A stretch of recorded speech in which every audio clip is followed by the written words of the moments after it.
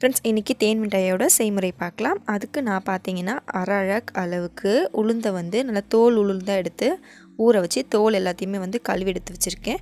கூடவே பார்த்தீங்கன்னா 1/4 அழக் அளவுக்கு பச்சரிசியை ஊற வச்சு எடுத்து வச்சுருக்கேன் நல்லா கழுவி.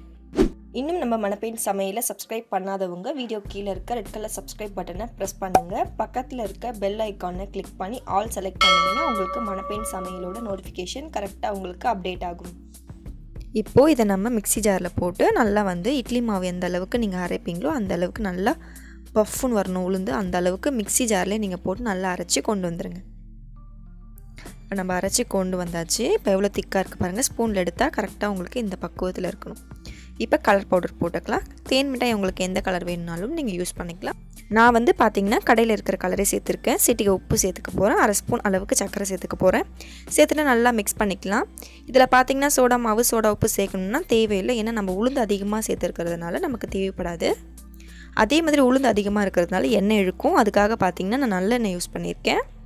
இடுப்பு எலும்புக்கு ரொம்ப நல்லது. ஸோ அதை எடுத்துக்கலாம். இப்போ கொஞ்சமாக ஸ்பூனில் மாவு எடுத்துகிட்டு சிறுந்தீயில் எண்ணெயை வந்து சூடு பண்ணிவிட்டு கொஞ்சம் கொஞ்சமாக நீங்கள் விட்டிங்கன்னா உங்களுக்கு அழகாக ரவுண்டாக கிடைக்கும். எண்ணெய் வந்து கடாயில் அதிகமாக வச்சுக்கோங்க. அப்போ தான் உங்களுக்கு பால் மாதிரி எழும்பி வரும்.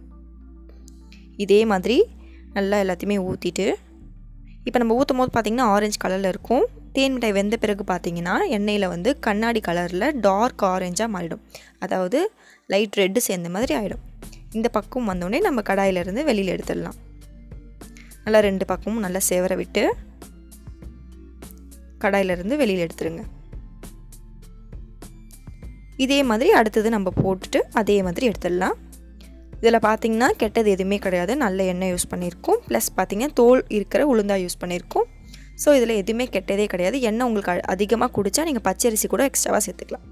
இப்போ வந்து 1 கப் அளவுக்கு சர்க்கரை 1/2 கப் அளவுக்கு தண்ணி ஊற்றிட்டு ஜீராவை நல்லா ஒரு 1/2 கம்பி பதம் காய்ச்சி எடுத்து வச்சுக்கோங்க. அடுப்பு ஆஃப் பண்ணிவிட்டு நம்ம செஞ்சு வச்சுருக்க தேன் மிட்டாயை வந்து நல்லா லைட்டாக சூடான ஜீராலே போட்டிங்கன்னா டக்குன்னு உங்களுக்கு ஊறிடும். உடையாமல் உங்களுக்கு இருக்கும். என்ன தான் நீங்கள் சூடாக போட்டாலும் ஒரு 1/2 மணி நேரம் ஊற வச்சிட்ட பிறகு நீங்கள் வந்து தேன் மிட்டாய் சாப்பிட்டிங்கன்னா உங்களுக்கு ரொம்ப ஜூஸியாகவும் கடையில் விற்கிற டேஸ்ட்டில் உங்களுக்கு கண்டிப்பாக கிடைக்கும். ஃப்ரெண்ட்ஸ், வீட்டில் ட்ரை பண்ணி பாருங்கள். இந்த மாவு உங்களால் போட முடியலன்னா வீட்டில் இருக்கக்கூடிய இட்லி மாவு கூட நீங்கள் யூஸ் பண்ணி போடலாம். பட் இட்லி மாவு புளிக்காமல் இருக்கணும். இவ்வளோ தான் ஃப்ரெண்ட்ஸ், சிம்பிளான தேன் மிட்டாய். கண்டிப்பாக வீட்டில் ட்ரை பண்ணி பாருங்கள். Bye friends.